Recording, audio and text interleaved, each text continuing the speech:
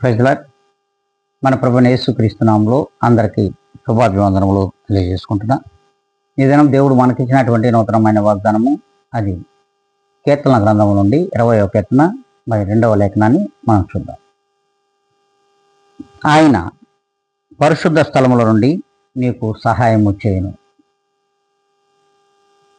ఈ లేఖనం దేవుడు మనకిచ్చి ఉండగా మరి ఈ వాక్యం ద్వారా మనందరితో మాట్లాడుతూ ఉన్నాడు. చూడండి, ఎక్కడ నుండి మనకు సహాయము దేవుడు చేస్తాడు. మనం ఇంట్లో కూర్చోంటే సహాయం చేయడు. ఆయన పరిశుద్ధ ఆలయమునకు వెళ్ళి ఆయన్ను ప్రార్థిస్తే ఆయన అక్కడి నుండి సహాయం చేస్తాను అంటున్నాడు. మరి అలాగా మనం ఉన్నామా ప్రియమైన దేవుని బిడ్డలారా? మనం దేవుని యందు ఎంతో నమ్మకము కలిగి జీవిస్తూ ఉన్నాం.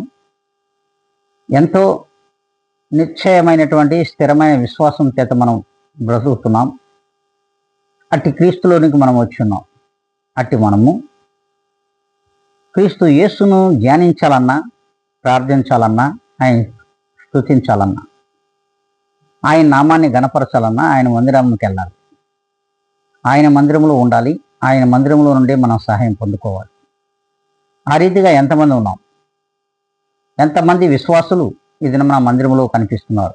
ఒక్కసారి ఆలోచించాలి.